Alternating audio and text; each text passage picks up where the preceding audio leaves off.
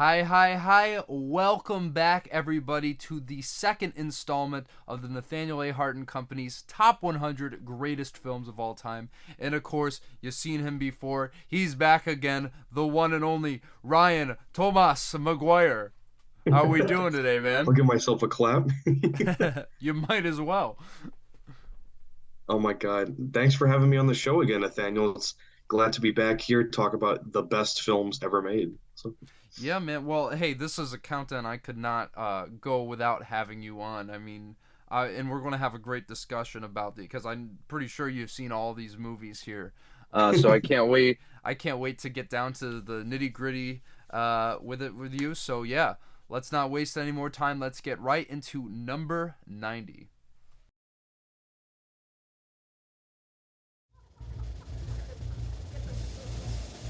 What happened? There was an accident. A car accident.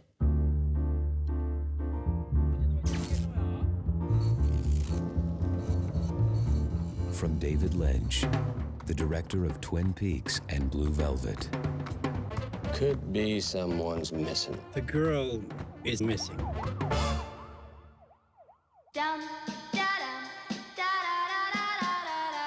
I just came here from Deep River, Ontario, and now I'm in this dream place. Mulholland Drive, directed by David Lynch from 2001. Look, I mean, if there was going to be any David Lynch film to make the list, I mean, this one is his masterpiece. And I think, honestly, it's at a perfect spot. Sure, I mean, are there movies above this that aren't as good? Yeah, but I think for all intents and purposes, I think that this is an amazing spot for this list. And I just think, as I said, David Lynch's absolute masterpiece. Obviously, following Betty Elms, aka Naomi Watts in this movie, just her chronicle through LA.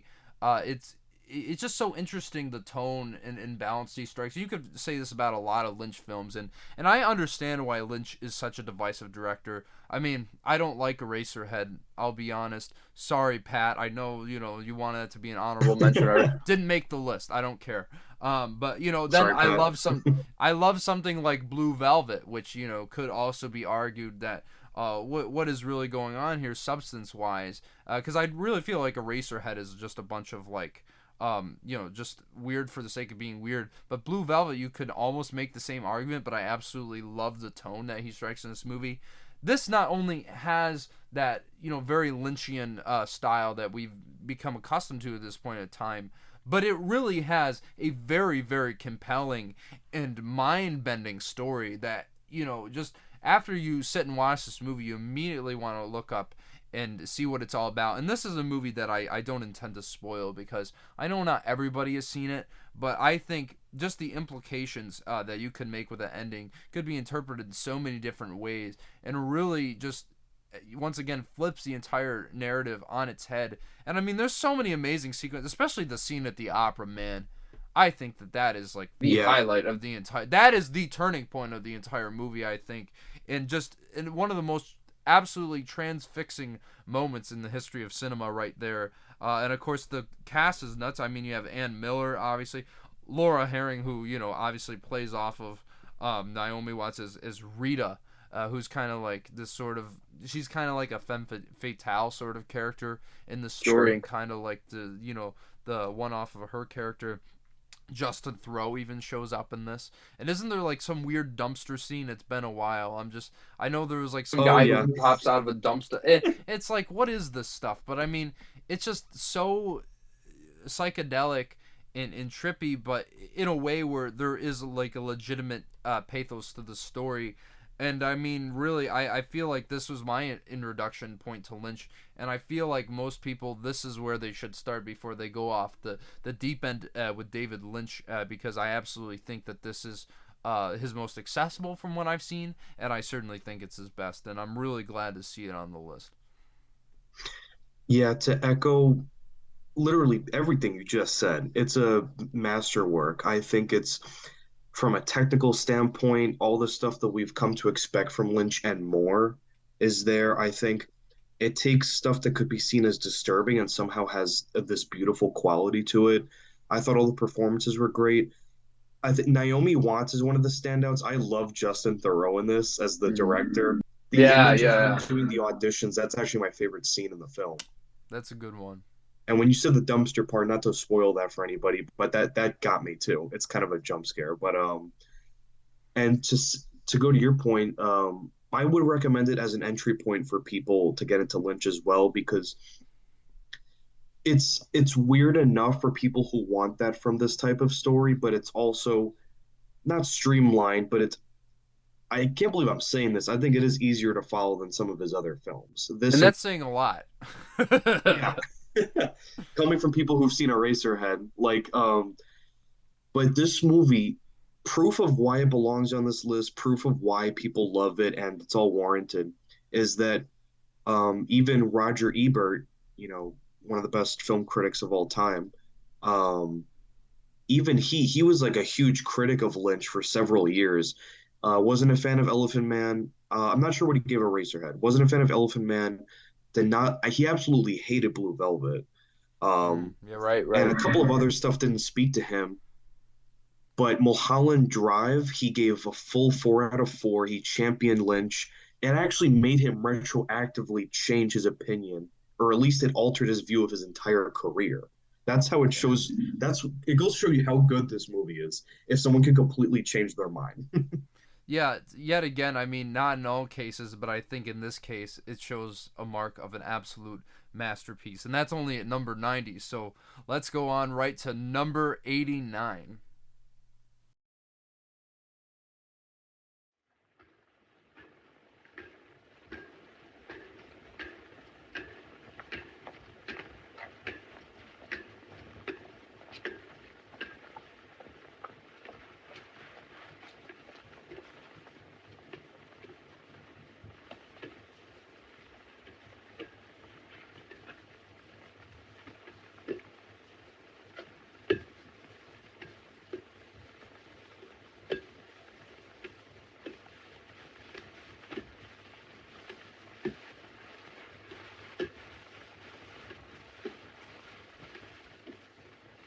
Du hast aber einen schönen Ball. That iconic scene, of course, was from the 1931 German expressionist classic M, directed by Fritz Lang. Oh my goodness, this movie did not make my list actually, but believe it or not, I think that this movie is fantastic, just like a lot of people have thought and why it landed on this list.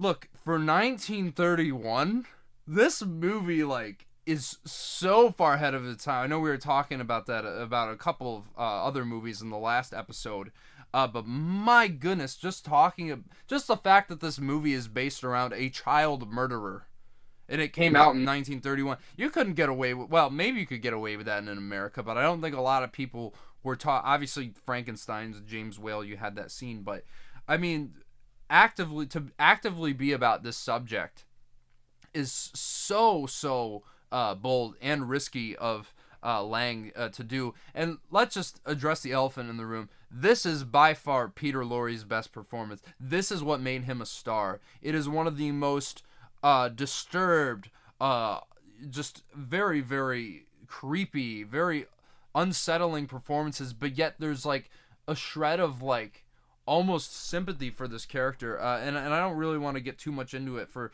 those who haven't seen it, but just the way the people in this town go about trying to, not only is the pursuit so engaging, but just the way, obviously, if we're talking about the German expressionist movement, the way Fritz Lang uses shadows to emphasize certain characters and story. I mean, the cinematography is absolutely mind-blowing to behold in this movie, but just the fact that, oh my goodness, it's really about how the people react. It's really a breakdown. It's like, who are the real monsters?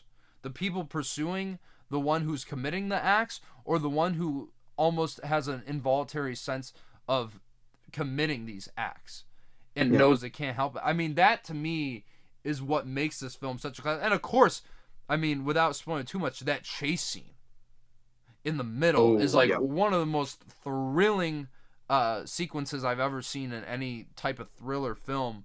I really understand, like, this movie has had an influence on so many other films that have followed in its footsteps, and just really a benchmark in filmmaking. And the fact that it's like really started showing the shifting of times, because this wouldn't have been made a few years later with the rise of Nazi Germany. And I think Fritz Lang made this movie at the perfect time that he did. And I'm so glad that it was made, because obviously he went over to America, did a few great things, and obviously Peter Lorre became so well known. Maybe he'll pop up in a few movies later on the list. We'll see. But yeah, I mean, this is not definitely probably the landmark to hold up to for his career, but also one of Fritz Lang's absolute best films.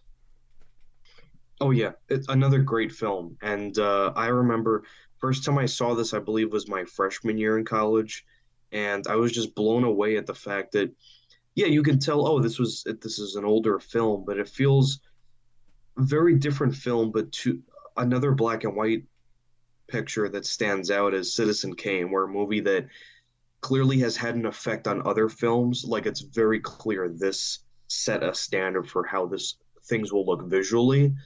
But I was just like, this feels like a contemporary film in a lot of ways. Just the way they do the blocking, the way the actors are directed, just the cinematography as well. Some of the best visuals I've ever seen. Yeah. One that stands out to me the most has to be when the girl is first taken. She's just playing with a ball, and you see the shadow. Spoilers. No, that's the clip that we just showed. Okay, we're gonna show that. So, yeah, like just brilliant filmmaking, and I definitely remember that leaving quite the impression. I think Metropolis is still my favorite, I agree with but that. this is a very close second. So, Yeah, man. I mean, amen to that. I really do think, and just so tensely edited, so tensely directed. I mean, you're just riveted from scene to scene, and just seeing how it affects these lives, and just the fact that this movie was talking about like mental illness. I mean, maybe in some way indirectly, but I think that really is what it's about. All the way back then, just unbelievable. The moral quandaries this film brings up, and still makes you question your own sanity and what you would do in a situation like that to this day. And I think that it is why it's such a timeless classic, and probably made its way onto the list. So yet again, another great choice. I'm hardly disappointed by any of these so far, but let's see what's in store for us at number 88. Nominated for 4 Academy Awards, including Best Director and Best Adapted Screenplay. Rio de Janeiro, the beach, the nightlife, the romance. But 15 miles from paradise is a place called the City of God. A place where one man must infiltrate a war between 2 crime lords to tell a story the world needs to know. City of God, directed by Fernando Meirelles from 2003. Originally released in 2002, but I'm counting it was because it was released in America worldwide. This movie, man, this should be higher on the list. This movie is a masterpiece. Stone cold, man. I mean, I remember the first time I saw this movie was almost a couple years ago now, and as soon as I started it, it was riveting from start to finish. And I mean, it is one of the most engrossing films I have ever seen in my life, which is saying a lot because there aren't really many recognizable names in the movie, and I think that goes to show you that it doesn't matter. Because if you have a great cast and you have a great script and you have great direction, that's all you need. I mean, it's just starting off the film with that chicken chase. It's so tightly edited, and it just draws you in immediately. And just the not only like the metaphor that it creates, but the way they set up the conflict in the story through this one action, and the way it all kind of converges, and then flash back to earlier in the story. I mean, it is such a brilliant opening to any film. But just I don't think I've seen a gangster film this good since Goodfellas. And quite honestly, I've never seen the cycle of gang violence been explored like to this level ever. And you just see like how entrenched it is in this community by Rio de Janeiro, called the City of God, properly so. And you just absolutely, you see this horrendous conflict that just, you see like how and the thing I love about this movie, you see how every little single decision has such a major impact on the entire story, and that is tight writing, my friends. Yeah. That is screenwriting 101, but it's so compelling how the story is put together, how certain characters take these tragic turns, and you feel so bad for them. Not to spoil too much of the movie, but Knockout Ned, I mean, oh my goodness, you don't, like, when you first see him, you're like, okay, like, you don't expect to see him where he ends up by the end of this film. It's absolutely heartbreaking and horrifying in this movie.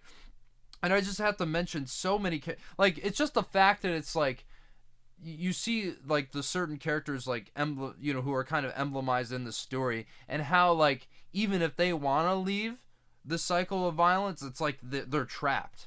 And that's what I love about the story, how it emphasizes that. And just the fact that this film holds back no punches at all. Like, they're like killing kids in this movie. And it's just like, yeah, this happens.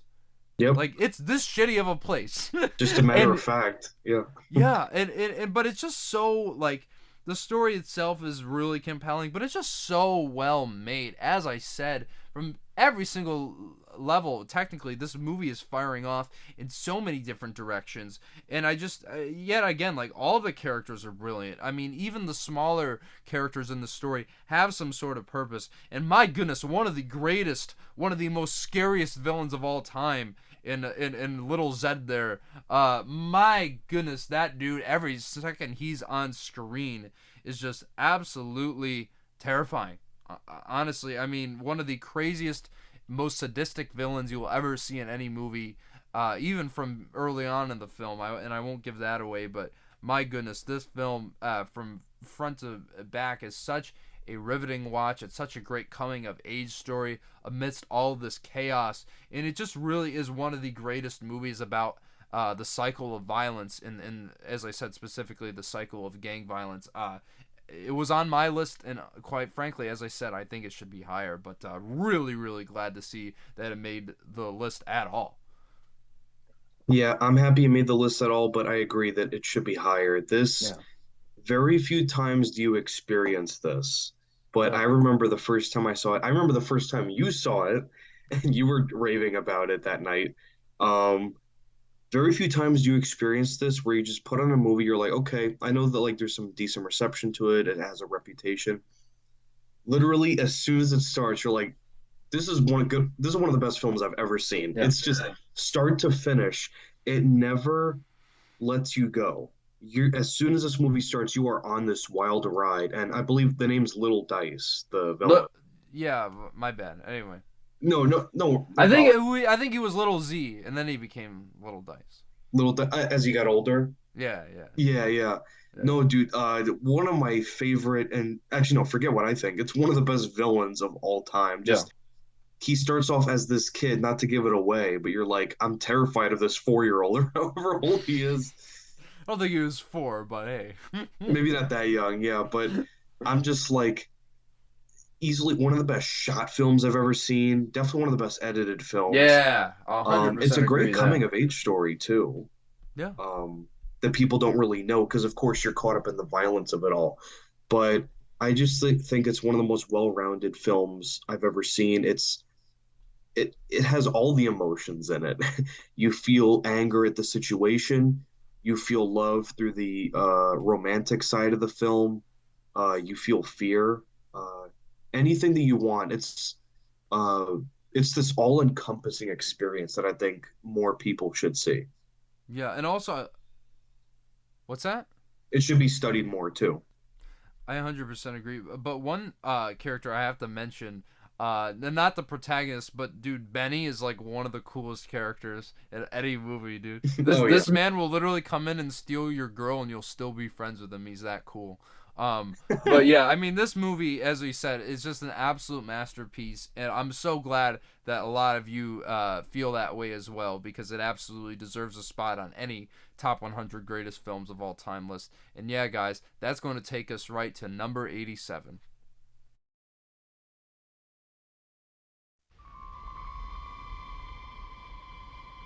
A long time ago, in a galaxy far, far away. The next chapter in the Star Wars saga, Return of the Jedi. The battle between good and evil rages on. Join the further adventures of Luke Skywalker, Han Solo, Princess Leia, Lando Calrissian, Chewbacca, C-3PO and R2-D2, and Darth Vader.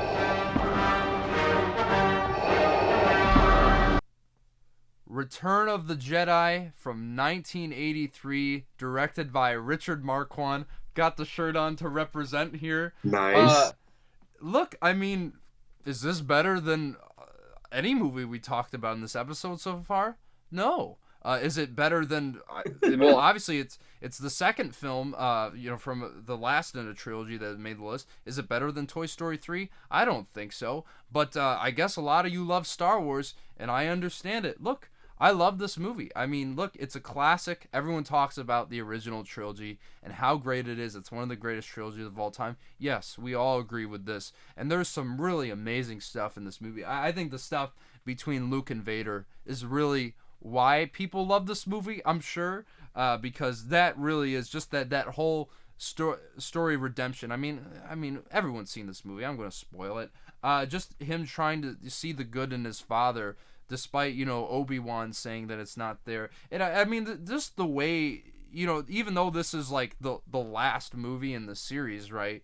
The revelations that they make about these characters, like when you find out about Leia being Luke's sister, which is kind of weird considering what happened in Empire and the movie beforehand. But just all this stuff, all these revelations that are taking place, still they add such a richness to the story. But my goodness, there's so many amazing action sequences in this film. I mean, the whole opening in Jabba's palace and the barge is just so iconic. Does it have to do anything with the story except to rescue Han Solo? No, but I wouldn't want to see the movie without it. And just Jabba the Hutt, one of the coolest puppets or practical effects we've ever seen on film. And then, as I said, the whole scene where the barge, where they plan their escape. I mean, it's just incredible. And then, of course, I mean, you got the sequence, the speeders and Endor. I mean, come on, everyone's got to love that scene. Just like it's whipping so fast back and forth, and just the frenetic energy of that scene. And then, of course, obviously, as I said, the stuff with Luke and Vader. And I have to mention Ian McDiarmid is the Emperor in this, because my goodness, what an iconic villain. We were just talking about Little Dice, but I think most people are more familiar with Palpatine here, as he was not called at that point in time. But my goodness, just the way he teases Luke, the way he keeps enticing him to come over to the dark side, and you see his full master plan, which was eventually thwarted in Rise of Skywalker for some stupid reason. Should have ended in this movie, but they wanted to make money. Regardless of that, I think how he's utilized here is just such an effective villain. Just amazing acting from him. I don't think he gets enough credit a lot. Even in the prequels, he's the best thing in the prequels, I would have to say 100%. But let's be honest, this movie's got some issues. As great as it is, it's got some issues. Namely, I think, and I know he wasn't supposed to be a huge character, and now he had his own series, which, people could argue that kind of ruined his character a little bit. But the way Boba Fett goes out like a wimp, it's so stupid. I mean, especially for such a badass character that they showed in the last movie. He's the guy who got Han Solo in the carbonite, right? And then, look, I don't mind the Ewoks. I think the Ewoks are cool. Like, I know they were made to make toys, which is a complaint I do have. But, I don't mind their place in the story. Where it gets stupid, and this, yet again, this is just Star Wars logic speaking, so maybe I should be a bit forgiving, but I don't think I'm going to be.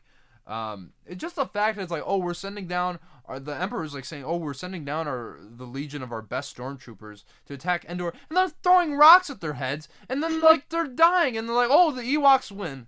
Like, don't get me wrong, guerrilla warfare, that's cool. I love that stuff when they're like smashing the logs in the AT-AT, but like, what the hell, man? Like, why are they like killing these stormtroopers by throwing rocks at their helmets? Like, it is so stupid, and I think that is easily the weakest part of the movie. But yet again, I mean, the character work in here is so incredible. And dude, one of the greatest endings of all time. I think it's the greatest ending to any Star Wars movie. It is the definition of how to end a trilogy on a high note, like leaving the character satisfying, leaving the audience satisfied, and almost wish that they didn't make another trilogy so they wouldn't have ruined this perfect ending that they had for themselves, or they could have made a better trilogy. But regardless, that's not what this series is about. We're talking about the greatest films ever made, and while I don't think Return of the Jedi falls into that category, I do see why so many people love it. I mean, I love it, but I wouldn't say top 100 of all time, but it is iconic, and it certainly is one of the best closers to any trilogy.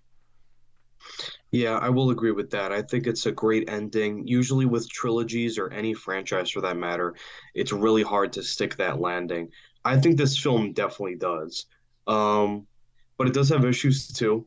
I do love a lot of this movie. I think the dynamic between Luke and Vader, specifically in this film, is some of the best Star Wars media ever.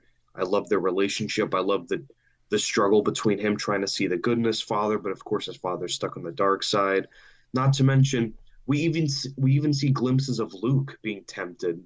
Yeah, dude. I love the scene where he's like thrashing on him with the lightsaber, right? And then he looks at his hand gone, and he just looks at his hand. It's like, am I becoming him?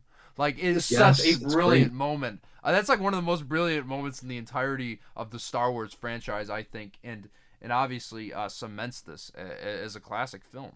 Absolutely, and that's why stuff like I love the Ewok. I think they're great. I ended for marketing purposes. That's probably why they're a movie, but I like the designs of them. I would like the concept. I know Lucas and other people have talked about how it was inspired by like Vietnam, where you have these people that are more in tune with a less modern technological society as opposed to like the Empire or something like that. But there's a way you can do that and still sell the idea. Yeah, it could have gone Wookiees. Wookiees, yeah, instead of just like you said, throwing rocks at helmets and stuff. And what you said about Jabba's palace too, that's like the best portion of the movie outside of Luke and Vader. It's like that's the magic of the movies that I find too, where it's like, sure, technically speaking, we could speed that up. We could have cut that out and rewrote the beginning. But would you want to? No. Like, it's so wonderful to see these masters with the puppeteer work and the sound design just get to work. All the performances across the board are great. You really love these characters and seeing them get that happy ending. So it definitely brings closure to the series. Is it top 100? No, definitely not as well put together as the first two films. Yeah, but I'm sure. Yeah, and I'm sure at this rate, I mean, if Return of the Jedi made the list, Come on, guys. It's one of those movies that's like, I want it to be a 5 so badly. Yeah, I agree with you, man. I mean, but still, it's a great way to close out that trilogy, and it's a great movie. So cool seeing it on the list, I guess. And that's going to take us to number 86.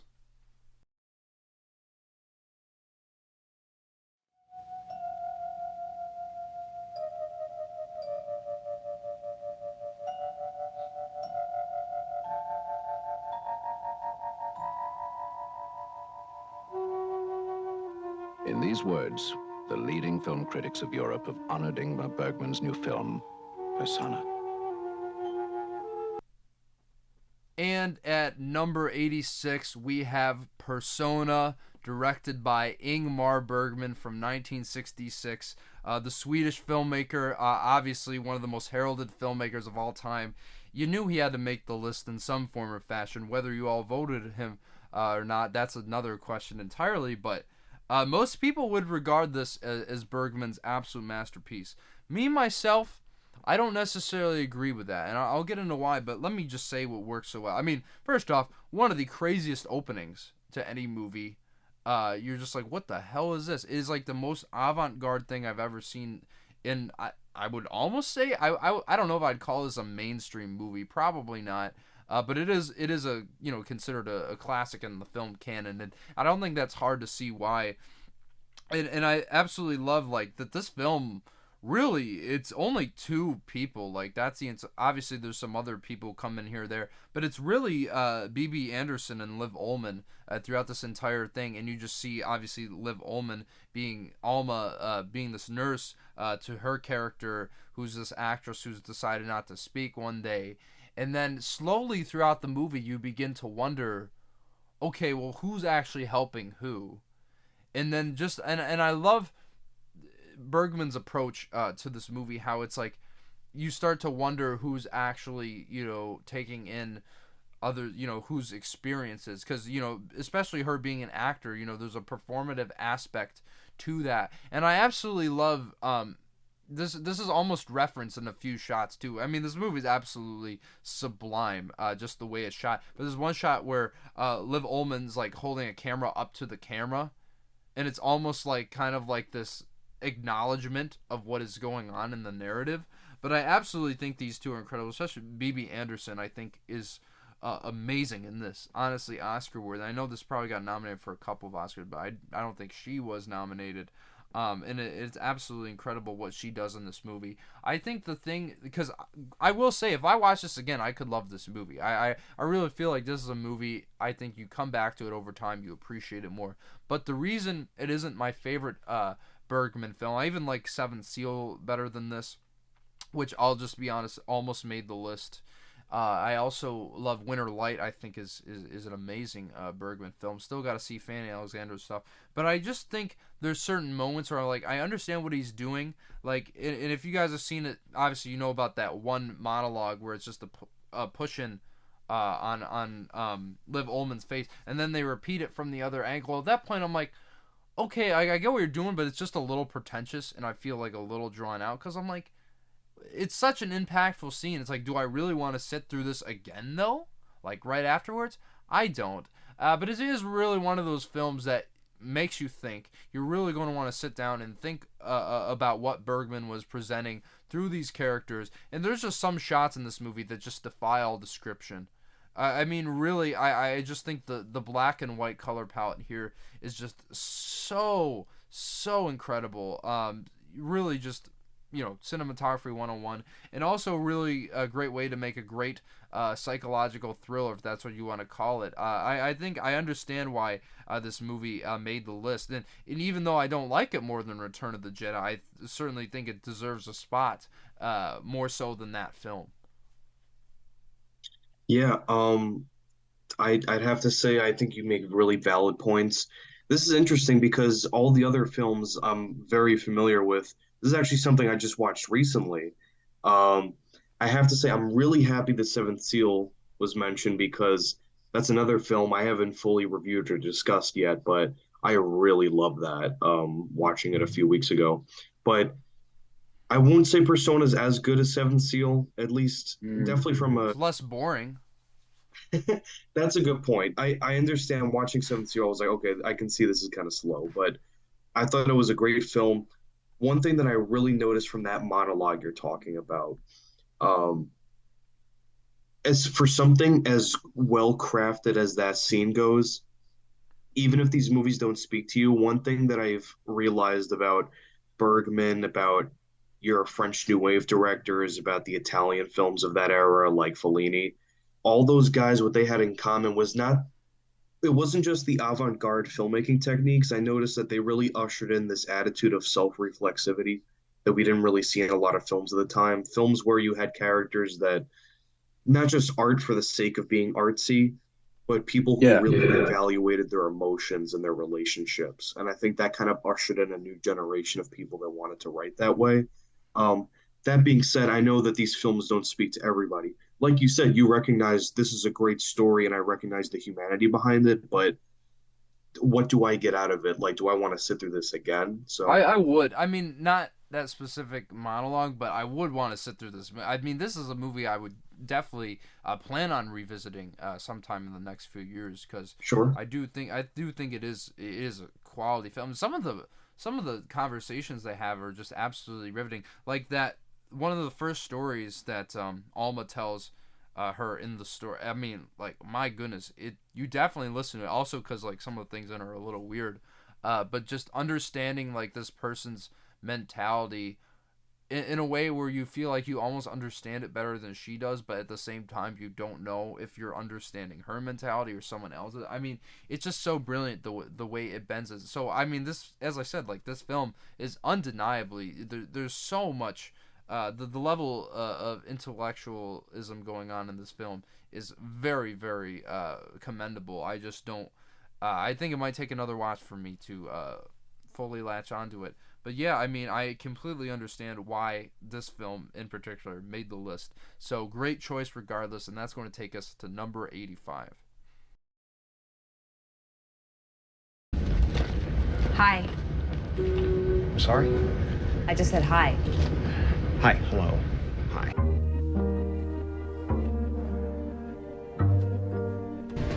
I could give you a ride if you need. Toll. Yeah, okay, yeah. You're not a stalker or anything, right? I'm not a stalker. You're the one that talked to me, remember? That is the oldest trick in the stalker book. Really? There's a stalker book? Okay. I gotta read that one. Eternal Sunshine of the Spotless Mind, directed by Michel Gondry from 2004. Look, this is an indie classic, let's be honest. And it even won Kaufman the best original screenplay Oscar, and deservedly so, because this is one hell of a script. This is one hell of a movie from a conceptual standpoint, as most of Kaufman's writings are. But this one, I think, is definitely his finest achievement, without question. It wasn't even on my list, but this movie's amazing. So I think that tells you something about a lot of the movies on this list here. And I just absolutely love Jim Carrey and Kate Winslet in this, and I think that this is like so criminal that Jim Carrey he never got nominated for an Oscar in his entire career, because sadly he probably won't get that chance again. But my goodness, this is some of his most subdued, some of his most naturalistic work. You could say the same thing for Kate Winslet. Not that she ever wasn't doing that, but I just think the dynamic between them is what really drives this story, because it is about their relationship and how it kind of fell apart, and also kind of like how they aren't compatible for one another. I mean, I don't want to give too much away, because this is really a movie you have to experience for yourself, because it is one hell of a trip. If you know anything about Kaufman, if you know anything about Charlie Kaufman, you know that it's going to get very surreal, very cerebral. And this movie absolutely has all these things, but you just the way you see them kind of like find each other again, and really just showing how every single time, like, just some people aren't really meant for each other, I guess, even if they do seem to be. I guess I can say that in the most vaguest terms possible, but I think that's why this film's so brilliant, and it's also funny. It's obviously beyond thought-provoking. I mean, really, one of the, like I was just saying with the last movie, just you finish this movie and you just want to think about, what did I watch? What was Kaufman saying with this? And I just absolutely love Gondry's style in this as well, because we have to give credit where credit's due. I mean, he directed the damn thing, and I believe he co-wrote it. Yes. I think so. I know there was two other writers for it. Right, but I mean, really, it's the mind-child of Charlie Kaufman here, and I think it comes to full force in a way that he hasn't topped since, and I absolutely think, even though it wasn't on my list, it is deserving of a spot in the top 100 movies of all time.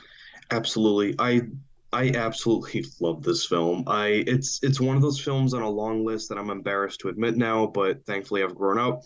A bunch of films that I used to think were Ryan's list of movies that he used to think are overrated, now he loves them. And this, I rewatched this like about a year ago, and I was like, I am so wrong on so many levels. I just think, first of all, one of the best screenplays ever written. I think that goes without saying. Yeah, it's pretty phenomenal. It's just such a crazy idea, and it works though. Um, so many like it's a huge cast too, people that you wouldn't expect to just pop up out of nowhere. Like Mark Ruffalo. That was the big one. I was like, oh, I forgot he was in this movie. Yeah. Kate Winslet and Jim Carrey's chemistry. I think they have a great bond in their relationship. Jim Carrey, I think, definitely should have been nominated for this. I think it's still his best performance. It's just so removed from what he does. A close second would probably be Truman Show. That might be. Yeah, that might. I haven't seen Man on the Moon. Well, obviously he became Andy Kaufman. That's a whole other thing. But I don't know. From what I've seen, maybe Truman Show. But I mean, you really can't argue this at all. Oh yeah, and I think it's one of those films too that it's such a weird premise and yet everybody can relate to it in some way. Like I just love it gets you thinking like, oh, like what if I was in that situation? What would I do? Would I go through that process of erasing parts of my mind? What would I do? And I just love I just love the concept and I think it's a great story. It goes to show you how great 2004 was. What a great year. So dude, and also just like the weird scenes where he's like a baby at the table or something, and he's like a giant, or like it's just really, really bizarre. But like it works. Like you don't really question it too much because you know you're inside the mind of Charlie Kaufman, not John Malkovich. Sorry, but still, I mean this movie is awesome, and I certainly can see why you guys voted it onto the list, and I'm glad to see it. So yeah, that's going to take us right to number 84.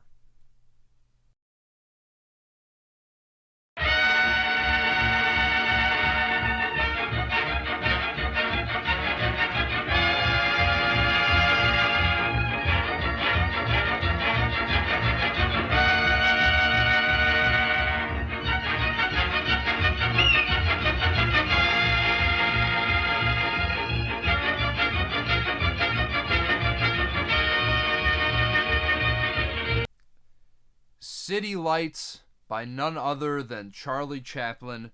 Yet again, another movie from 1931. This was actually number 100 on my list, so yeah, it's at a good spot. A lot of people would say that this is Chaplin's best film.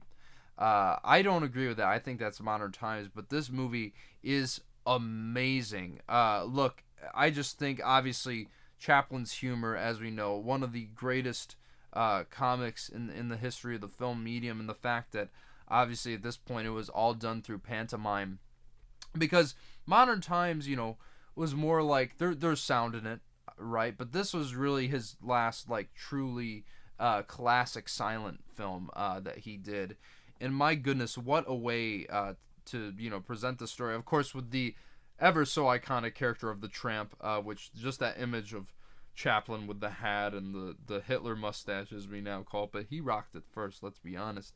And yeah, I mean, this character is incredible, the story is incredible, and just the way it plays more than anything with the ideas of like preconceived notion and beauty, and what is, you know, what does it mean to have a good soul. Now I think that's what's so brilliant about the character of the blind girl played by Virginia Cherrill in this. I mean, just the epitome of goodness and just really sincerity and understanding and empathy. I mean, she imbues all these things, and obviously the Tramp, he just can't catch a break, and then sometimes he'll get into this drunkard's house, and then he'll kick him out. Let me be honest, this movie is almost a 10 out of 10 for me.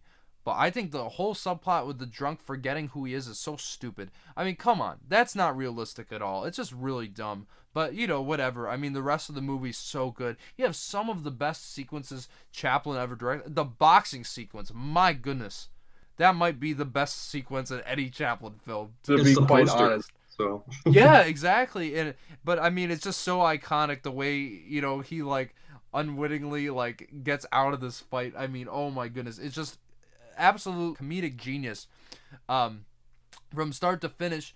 But then you get to like the ending, man, which, my goodness, is one of the greatest endings to any film, just coupled with Chaplin's beautiful score, which permeates his whole thing. Just some of the greatest close-ups I've ever seen on film, and just how he brings the themes of this film to full circle. I mean, really, this is an absolute amazing film, and one of the absolute best films in Chaplin's filmography, which is saying a lot, and I think goes without saying, one of the greatest films of all time.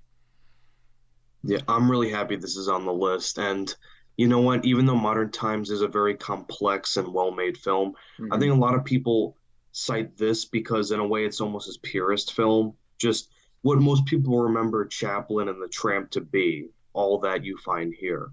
Um, I think it's one of those films, a lot of these early era comedies, like specifically the works of Buster Keaton as well, who hopefully is on the list. I don't know.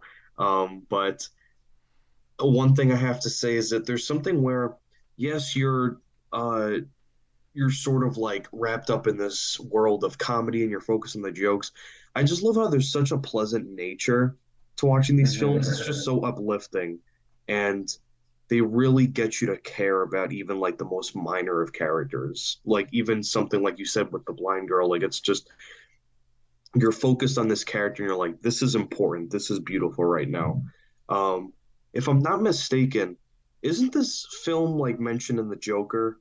Because I know that, or Joker, I know No, there's that's like Modern Times. That's Modern oh, Times. Modern Times. Yeah, Okay. yeah. So I wasn't sure what it was. So, but yeah, but just Chaplin, it was not just one of the best performers, but just one of the greatest filmmakers. He did everything. So I'm definitely happy that at least one Chaplin made it on the film. Hopefully another Chaplin did. Maybe it's Modern Times. But I'm happy that at least one's on here so far. I guess we'll have to wait and see what happens there, but it was a good shot that this movie was going to make the list anyway, because it's such a timeless classic, and already, I mean, the second film we have from the silent era on this list, so really glad to see some representation from that, and obviously really glad to see this film in particular make the list, and that is going to take us to number 83.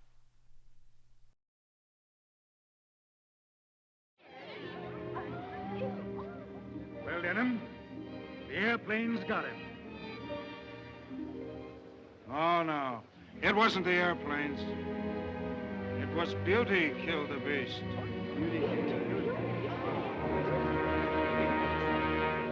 King Kong from 1933, directed by Marion C. Cooper and Ernest B. Shustak.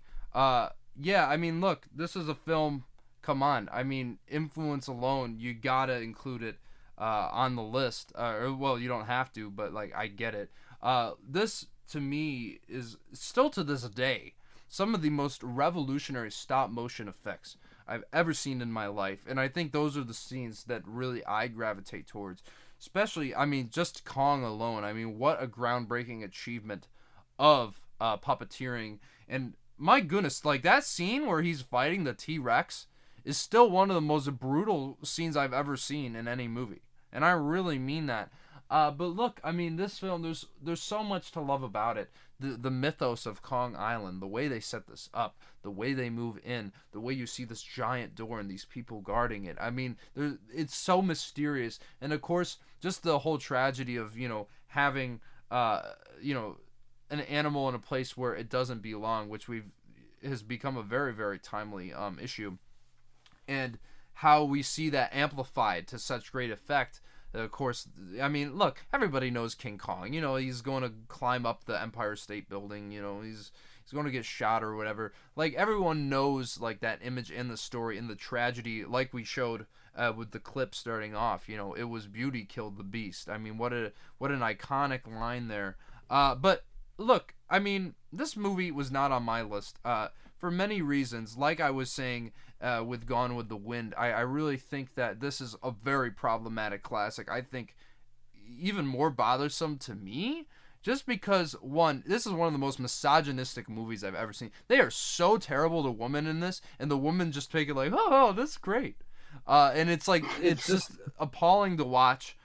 Even though Faye Rai gives a pretty good performance, I think her character of Ann Darrow is just awful. And I could say the same thing about the captain who she falls in love with. And then, of course, I mean, even, honestly, this gives Gone with the Wind a run for its money with all the racial stereotypes you have with the Asians. And then, of course, like the tribal Africans on this land. It's basically what they are.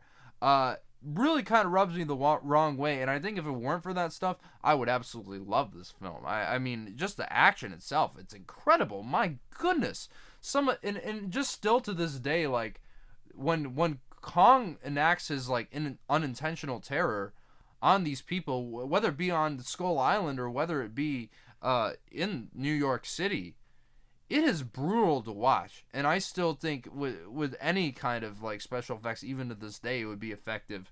So I completely understand why it's on the list. I think, though, to be quite honest, it's not even the best kaiju film, which I would say without question is Gojira, the original Godzilla film from 1954. And I would have loved to see that make the list because I really think it does everything Kong does, but better. But if we're talking about influence and what really kicked this thing off, I mean, I understand why King Kong made the list. It's such an iconic film and just a groundbreaking technical achievement on all fronts. Oh yeah, this is a great movie, and I'm not saying that your points are invalid either with the problematic nature. Oh no, because I could definitely see someone being turned off by that. You're like, oh, I'm expecting this classic film, and then you hear like these horrible things said by the side character, and you're like, oh, it kind of like hits you like a punch in the gut. But I still think this film has had an incredible impact on not just film but pop culture. Like everybody knows the image of Kong holding and on top of the Empire State Building. Yeah, everybody knows that image. People know the T-Rex fights. They know the idea of Skull Island. And we talk about the influence it's had on other films. Look at how many times they've remade Kong, and they still haven't gotten it to the original. And as much as I have a personal connection to the Peter Jackson remake, who, of course, he cites this as being his favorite film, as someone who does appreciate that movie, I do think it's the biggest issue with that film is that it's a little too long, and it just goes to remind you that this movie, not only with its black and white cinematography and its revolutionary effects, it tells its story the most efficiently. Yeah. And of course, we're not talking about Jackson's film, we're talking about the 33 classic. But yeah, what a film that was way ahead of its time. Sure, in terms of characterization, maybe. I do wish, I like what they do with the remakes where Kong and the female lead have a closer connection instead of her just screaming the whole time. Mm-hmm. I get why they did that for the era, but I still think this is a great movie, and I'm happy it's on the list. Yeah, see, that's another problem I have with it. Like, I don't really fully feel the tragedy of Kong because of that. Because I don't think it's necessarily as well defined that she's the reason, even though they say that iconic line, which obviously we all know. I don't really feel that, and that's one thing I do like about the Peter Jackson version, minus all the slow-mo, is that kind of connection. Talking about Naomi Watts once again, but yeah, I mean, I get it. That's the thing. Like, even if I don't love some of these movies, I can't really argue them not being on the list. Either because they are great or they just are so important. And I think that this is one that kind of falls somewhere in between. So yeah, glad it's not any higher on the list. But it's cool to see it on the list because it is an important part of the development of film. And that's going to take us right to number 82.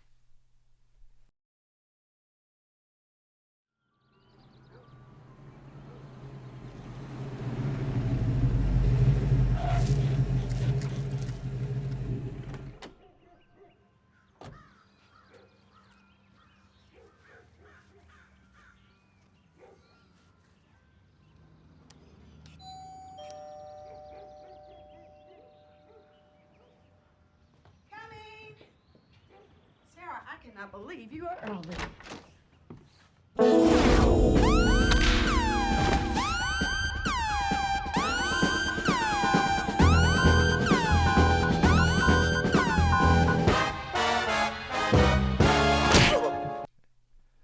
Kill Bill Volume 1, directed by Quentin Tarantino from 2003. The second Tarantino film to make this list after Inglourious Basterds, so already the first director to make a couple appearances on here. But my goodness, this film is one of his best. Honestly, it's my favorite film after Pulp Fiction, and this was just outside my top 100.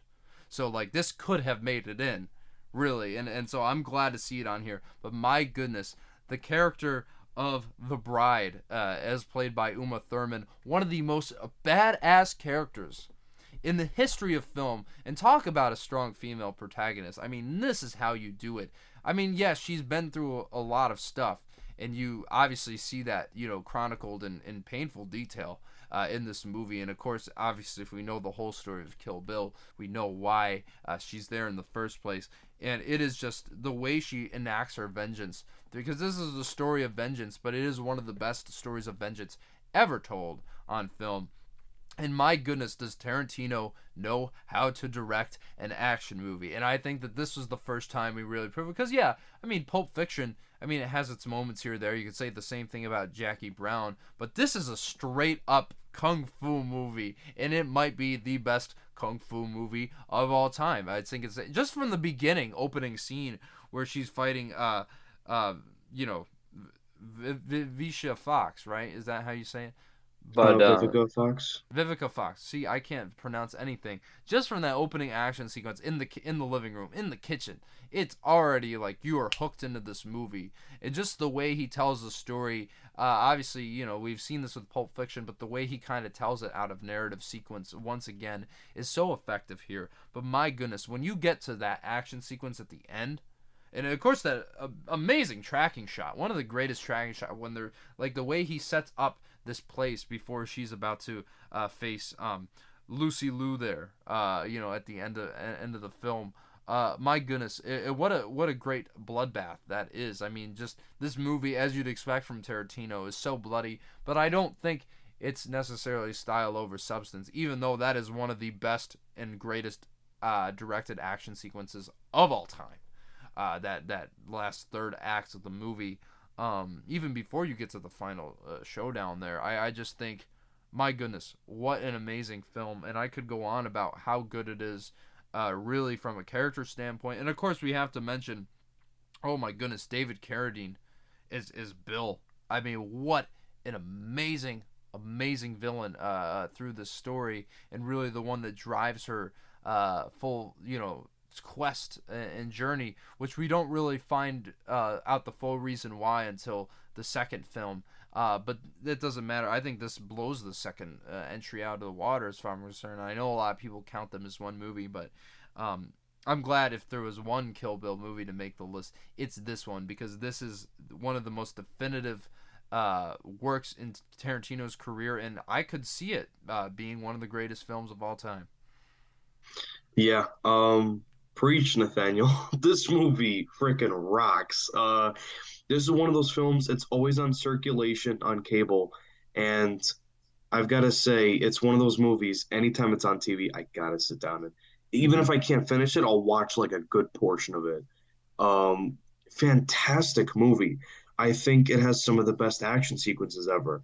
That action sequence alone, where she fights the crazy 88s leading up to Lucy Liu's character.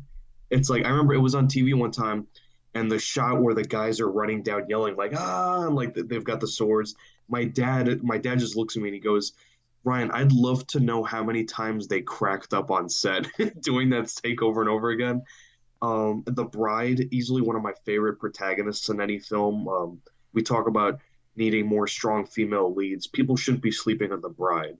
Great character, fully developed. Uma Thurman is fantastic in this. It's entertaining, and yet Tarantino shows in almost all of his films, even minus the blood, minus the gore and all that stuff, these films still have a lot of heart to them and a lot of their labors of love. And I think he said, if this isn't necessarily his best film, he said that it's arguably one of, if not his most personal film. Next to Once Upon a Time in Hollywood, for sure. Yeah. Because he was saying, that probably by default, but for this, he was saying, if you really know me well, then you know Kill Bill is like really close to my heart. Especially considering all the movies he's like, and because it's so much fun, Jan! Get it? I mean, yeah, this movie, you could see him taking all these, like, just very, like, strange and obscure kung fu movies, and just and his, like, obviously his ideas of blaxploitation slip in there a little bit. Obviously, it's more Jackie Brown, but I think you see that a little bit. Just his understanding of genre and film as a medium is why Tarantino has been so successful as a filmmaker for all these years. And my goodness, I absolutely, as I said, this is my favorite Tarantino film after Pulp Fiction, so I think it absolutely deserves a spot on this list. So amazing choice, and that's going to take us to number 81.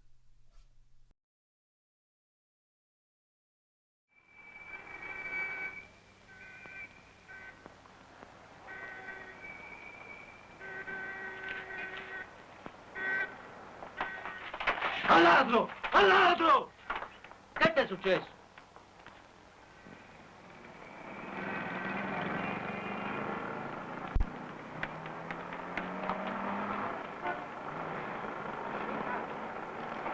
Monta, monta! Vai appresso, corri! Corri, dai! Corri!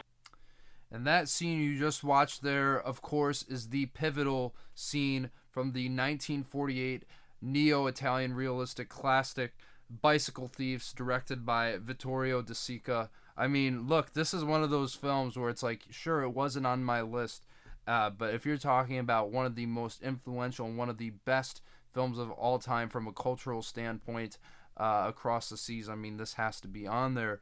My goodness, I mean, this is really one of the forefronters of a whole movement, as I mentioned, neorealism, obviously, which was then caught on and taken up by directors like Federico Fellini.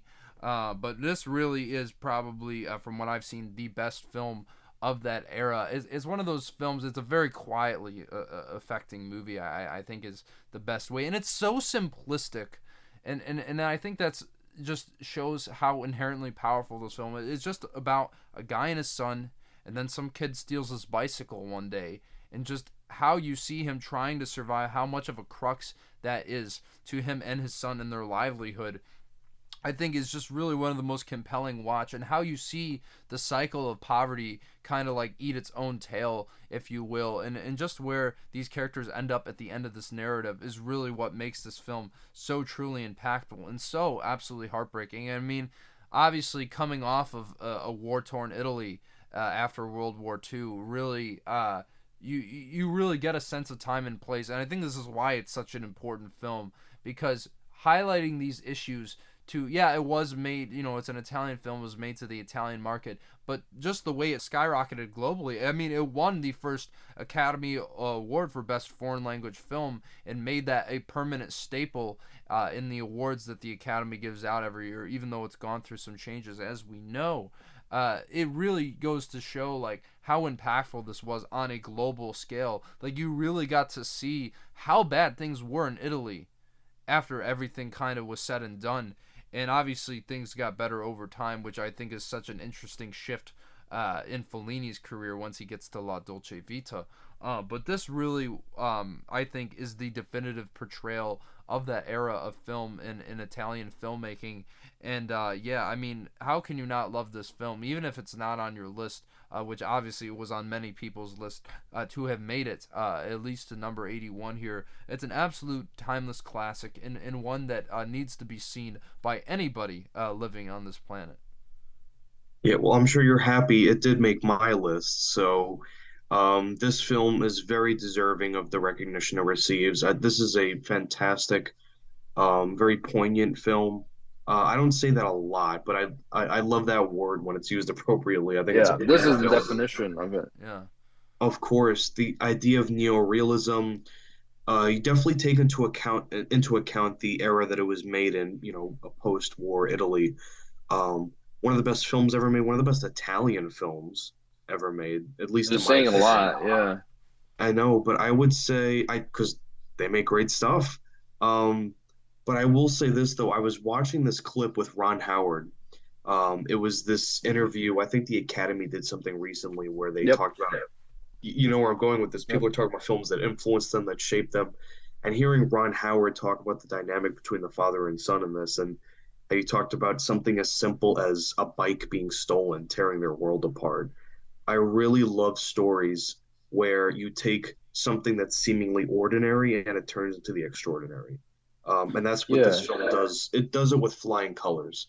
Oh, A yeah. brilliant story. Yeah. And also like Enzo Stiola, who plays the kid in the movie, he was saying like, dude, the story how they cast him was weird. I guess De Sica followed him from like school one day, and he saw him following. He ran away, which I mean is really weird if we look at for today's standard, like run away, he's probably a predator. But for some reason, like he saw him, and then like he knew where he lived, so he like cast auditions near his house, so he'd make sure he auditioned for the movie, and he got the role. And yeah, I mean, and yet again, one of the best child performances you could say, in this film. I think it works so well, and of course, playing off of Lamberto Magarini. I'm probably butchering some of these names here, but he really is just incredible. In this film, and really just you see the film through his eyes and everything he has to go through to try to get this bike back. I mean, it's just so sad that something as simple as a bike could mean so much when it comes to the crux of people's daily lives. And yeah, I mean, this is one of those things where it's like, if you haven't seen it, you got to see it at least once in your lifetime. And but obviously many of you have, and so I'm glad to see it on the list. So yeah, guys, that concludes it for this episode. What are you thinking about the choices on this list so far? What do you think is going to make it from this point onward, considering what we've seen so far? Drop what you think in the comments below. And of course, Ryan, thank you again for joining me. And tell us, where can the good people here find you? Yes, so guys, you can follow me on social media at Ryan T. Maguire. I'm primarily on Instagram, Snapchat, and Facebook. And if you're just looking for my own content on YouTube, just go to Ridge Cinema. And thanks again for having me on the show, Nathaniel.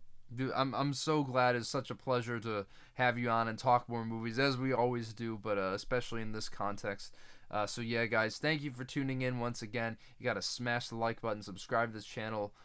Just tell us that you're liking the series here. Really, really greatly appreciate it. I really appreciate all your contributions, obviously, and I think so far this has been a bang-up list. And yeah, guys, I can't wait to show you what the next choices are next week. And until then, I will see you guys later.